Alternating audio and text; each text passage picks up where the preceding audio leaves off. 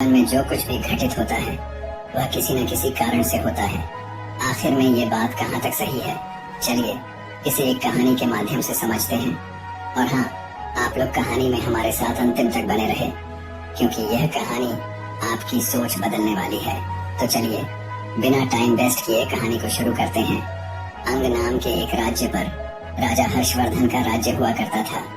राजा हर्षवर्धन एक बहुत ही परोपकारी और दयालु स्वभाव के राजा थे। जो कोई भी राजा के दरबार में फरियाद लेकर आता वह मुंह मांगी मुराद पाता। उनके बारे में यह बात मशहूर थी कि उनके दरवाजे पर आने वाला कोई भी आदमी खाली हाथ वापस नहीं जाता था। एक दिन राजा के दरबार में एक आदमी आया।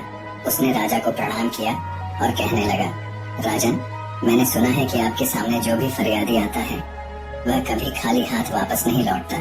अगर ऐसा है तो क्या 3 दिन के लिए आप मुझे अपनी राजगद्दी सौंप सकते हैं? आप महल में जाकर आराम कीजिए और मैं राजगद्दी पर बैठकर आपका राजपाट चलाऊंगा। राजा उसी वक्त राजगद्दी से नीचे उतर आए और फिर अपने दरबार में मौजूद सभी मंत्रियों और दरबारियों को आदेश दिया कि आज से ठीक 3 दिन तक सभी लोग इस आदमी के आदेश का पालन करेंगे। ये कहते हुए राजा ने उस आदमी को अपनी जगह पर बिठा दिया और खुद अपने महल में चला गया। वह आदमी 3 दिन तक बड़ी ठाठ से राजगद्दी पर बैठा रहा और पूरे राज्य का शासन चलाता रहा। चौथे दिन जब राजा उसके पास आया और कहने लगा, भाई, अब तुम 3 दिन तक इस गद्दी पर बैठ चुके हो, अब राजगद्दी से उतर जाओ और अपना रास्ता लो। ये सुनकर वह आदमी कहने लगा, राजन, पहले तो मैं सिर्फ इस इरादे से आया था कि आपकी दानवीरता की परीक्षा लूं। सच में मैंने जैसा आपके बारे में सुना था उससे कहीं बढ़कर आपके बारे में पाया है, लेकिन अब 3 दिन तक इस राजगद्दी पर बैठने के बाद मेरा इरादा बदल गया है। इस राजगद्दी से उतरने का मेरा दिल नहीं चाहता। आपको तो सारी दुनिया ईश्वर का अवतार कहती है। मैं आपसे प्रार्थना करता हूँ कि यह राजगद्दी और राजपाट ईश्वर के नाम पर मुझे दान में दे दीजिए। राजा ने जब उसकी बात सुनी तो मुस्कुराते हुए कहने लगे, लो भाई, यह राजगद्दी और यह राजपाट आज से तुम्हारा हो गया। अब तुम इसे संभालो, मैं चलता हूँ। यह कहकर राजा अपने महल में वापस आ गए। उन्होंने रानी को सारी बात बताई।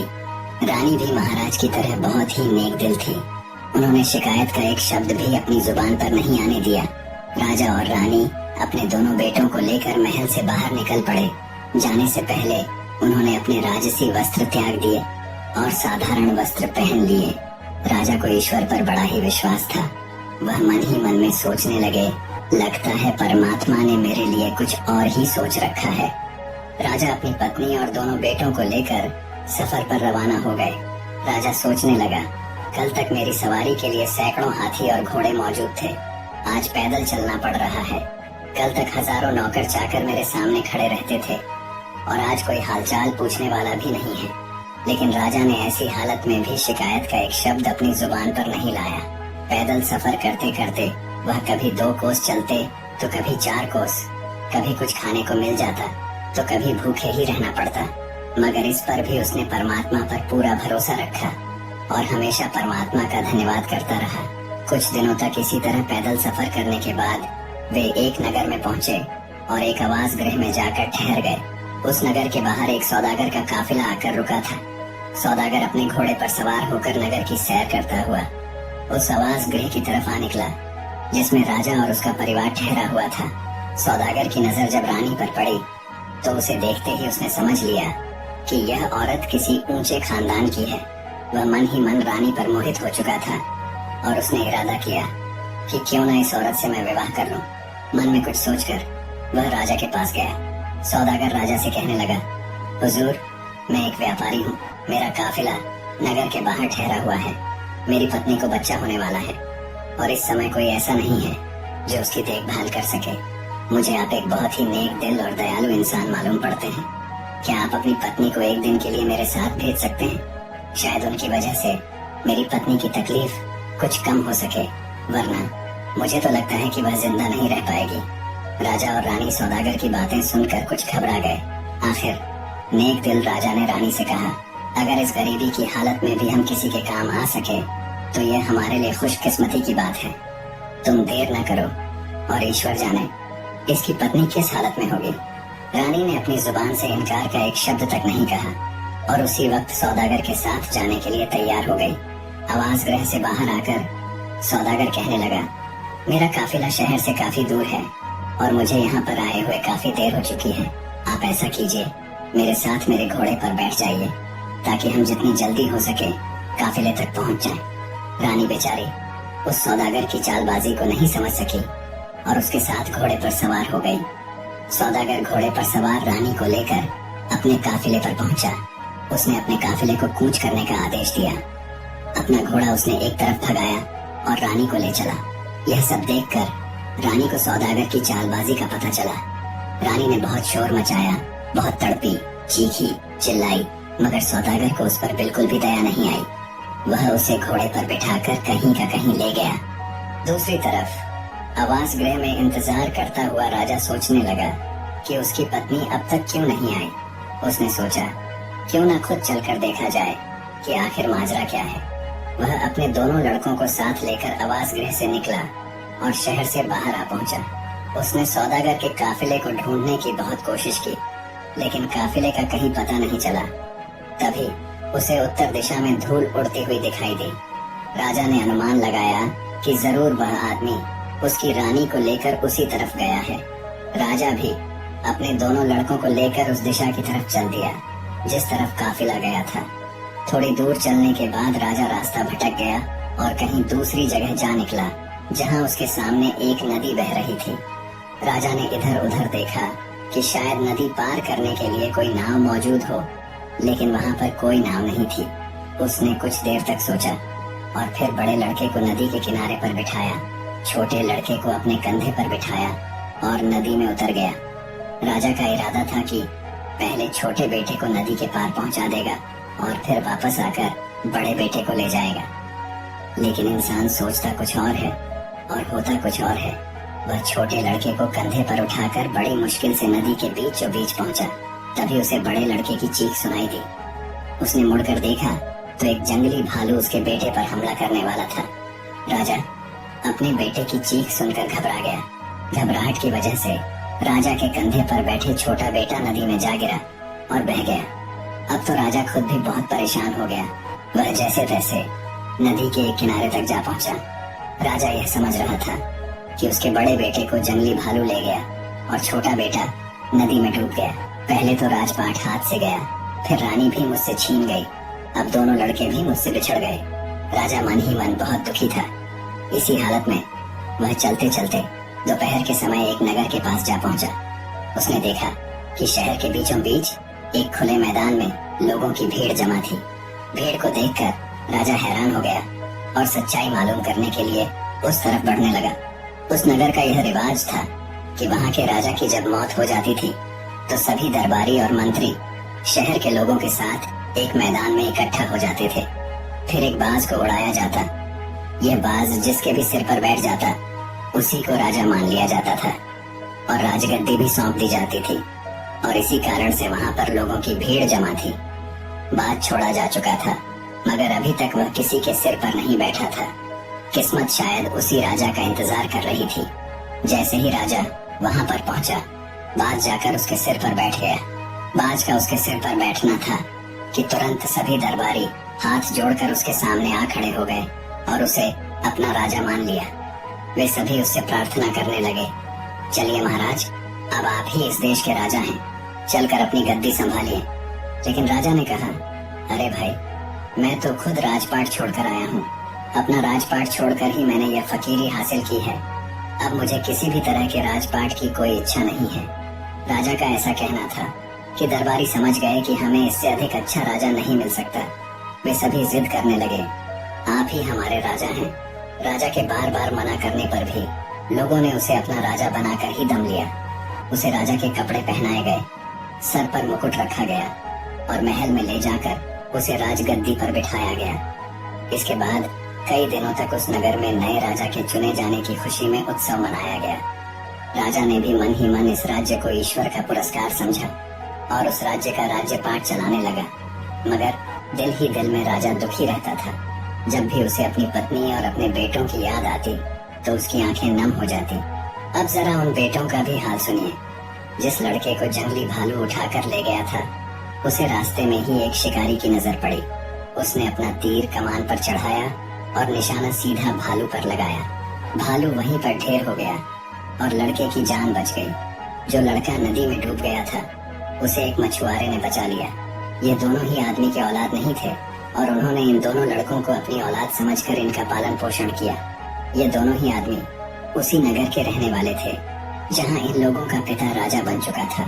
दोनों ही लड़के अपने अपने घर में बड़े हुए और वहां के राजा की सेना में वे भर्ती हो गए। भाग्य का खेल ऐसा हुआ कि उन दोनों को राजा का अंगरक्षक बना दिया गया। समय बीतने की वजह से दोनों लड़कों की शक्ल सूरत अब बिल्कुल बदल चुकी थी। ना तो राजा उन्हें पहचान सका कि ये उसी के बेटे हैं और ना ही उन लड़कों को समझ में आया कि राजगद्दी पर जो इंसान बैठा है वही उनका पिता है। बल्कि उन दोनों को तो यह भी एहसास नहीं हुआ कि वे दोनों सगे भाई हैं। यह भी कुदरत का ही खेल था कि वे इकट्ठे होकर भी अलग अलग ही थे। अब वे दोनों लड़के अंगरक्षक के रूप में हमेशा राजा के साथ ही रहते थे। राजा जब उनसे बातें करता तो उसे बहुत ही अच्छा महसूस होता। उन दोनों लड़कों से बातें करके राजा के मन को बहुत ही सुकून मिलता। दरअसल ये हुआ कि वह धोखेबाज सौदागर जो रानी को उठाकर ले गया था इसी नगर में आ गया। इस दौरान सौदागर ने लाख कोशिश की कि रानी उससे शादी कर ले, मगर वह नेक औरत किसी भी तरह से शादी के लिए राजी नहीं हुई। सौदागर उसे एक अलग कक्ष में रखता था और उसकी कड़ी निगरानी की जाती थी। इस सौदागर का यहाँ के पहले राजा के दरबार में अक्सर आना जाना रहता था। सारे दरबारी और मंत्री इस सौदागर को अच्छी तरह से पहचानते थे। जब सौदागर को पता लगा कि पुराने राजा की मौत हो चुकी है तो उसे बहुत दुख हुआ, लेकिन मंत्रियों ने उसे बताया कि नया राजा पहले से भी ज्यादा नेक दिल और न्यायप्रिय है। यह सुनकर सौदागर ने मंत्री के हाथ राजा के लिए कुछ तोहफे भिजवा दिए और फिर खुद भी राजा से मिलने के लिए पहुंच गया। दरअसल बात यह था कि राजा ने उसे नहीं पहचाना कि यह वही धोखेबाज आदमी है जो उसकी रानी को ले भागा था। सौदागर भी यह न समझ सका कि यह राजा भी वही आदमी है जिसे उसने धोखा दिया था। राजा ने सौदागर की बहुत ही मेहमान नवाजी की। सौदागर कई देशों की यात्रा कर चुका था। राजा सौदागर से उन देशों के बारे में पूछता और सौदागर उसे अपने सफर के किस्से सुनाता। एक दिन की बात है जब सौदागर और राजा काफी देर तक बातें कर रहे थे। शाम ढल चुकी थी। तब राजा ने सौदागर से कहा, दोस्त, आज की शाम तुम यहीं पर रुक जाओ, मुझे व्यापार के मामले में तुमसे कुछ जरूरी बातें करनी है। सौदागर उस रात महल में रह तो गया, लेकिन वह कुछ परेशान सा नजर आ रहा था। राजा ने सौदागर से परेशानी का कारण पूछा तो सौदागर कहने लगा, हुजूर, दरअसल बात यह है कि मेरी पत्नी पागल हो गई है। उसकी देखभाल मुझे खुद करनी पड़ती है। मुझे हर समय ये डर लगा रहता है कि कहीं पागलपन की वजह से वह कहीं भाग न निकले और किसी मुसीबत में न फंस जाए। इस पर राजा ने कहा, तुम आज महल में ही रहो और अपनी पत्नी की चिंता मत करो, उसकी देखभाल का बंदोबस्त हम कर देंगे। राजा ने यह कहकर अपने दोनों अंगरक्षकों यानी उन दोनों लड़कों को सौदागर के काफिले में जाकर उस औरत का पहरा देने का आदेश दिया जिसमें सौदागर की पत्नी यानी रानी को रखा गया था। दोनों लड़कों ने आदेश पाकर उसी वक्त जाकर घर के बाहर पहरा देना शुरू कर दिया। जिस घर में वह औरत कैद थी, रात जब आधी से ज्यादा गुजर चुकी थी तो छोटे लड़के को नींद आने लगी। इस पर बड़े लड़के ने कहा, देखो भाई, इस समय नींद का आना ठीक नहीं है।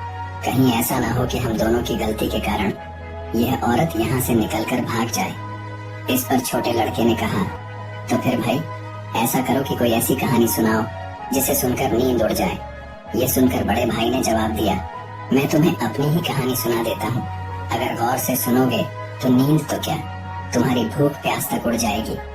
ये कहने के बाद उसने कहानी सुनाना शुरू की। अरे भाई, मैं एक राजा का बेटा हूँ। मेरे पिता की न्याय प्रियता और दयालुता की दूर दूर तक चर्चा थी। लोग उन्हें ईश्वर का अवतार मानते थे।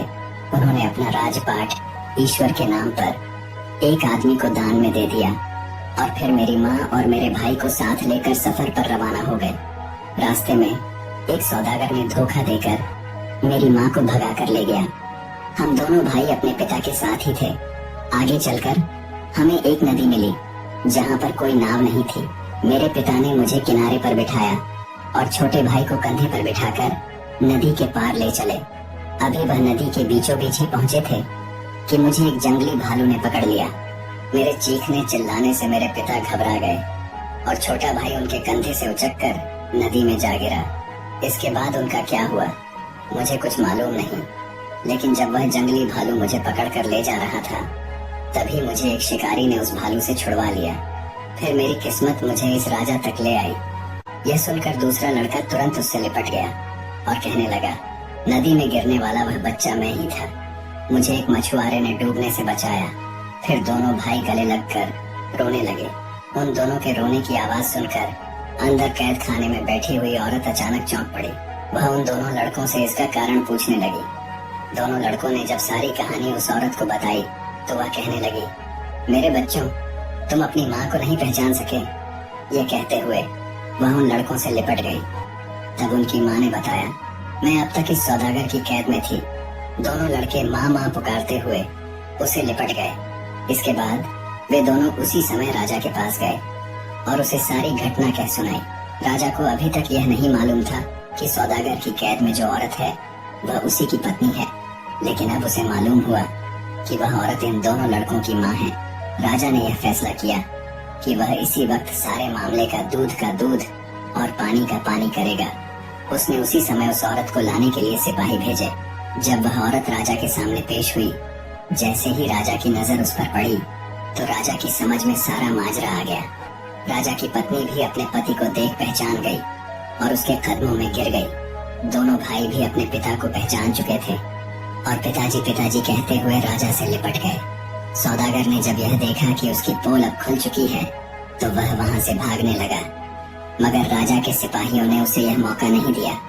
उसे गिरफ्तार करके कारागार में डाल दिया गया। अगले दिन राजा ने उस सौदागर का सारा माल जब्त किया और उसे मृत्यु दंड दे दिया गया। अब जरा उस आदमी का हाल भी सुनिए जिसने राजा से राजपाट दान में हासिल किया था। राजपाट मिलने के बाद वह बहुत ही मन चला और निर्दयी हो गया था। अपने खजाने को भरने के लिए उसने प्रजा पर कई तरह के कर लगा दिए। बेचारी गरीब प्रजा उसके जुल्म से परेशान हो गई। यहाँ तक कि मंत्री और दरबारी भी इस राजा से परेशान हो चुके थे। वे सभी इसी चिंता में रहते थे कि किसी तरह से वह अपने असली राजा का पता लगा पाए ताकि इस अत्याचारी राजा को हटाकर एक बार फिर से उसे राजा बना दें। जब यह खबर उस राज्य तक पहुंची कि उनका राजा एक नए राज्य का राजा बन चुका है तो एक मंत्री ने उस अत्याचारी राजा को जहर देकर मार डाला। इस तरह से उस अत्याचारी राजा का अंत हो गया और वह मंत्री राजा के पास आया। सभी दरबारियों की तरफ से उसने प्रार्थना की कि वह फिर से अपने पुराने राज्य का राजपाट संभाल ले। राजा के मन में भी अपने पुराने राज्य के लिए प्रेम जाग गया और वह अपने मंत्री के साथ उस राज्य में आया। इसके बाद वर्ष के 6 महीने वह अपने पुराने राज्य में रहता और फिर वर्ष के अगले 6 महीने वह अपने नए राज्य में रहता। इस तरह से वह दोनों राज्यों की बागडोर संभालता था। कुछ ही वर्षों के बाद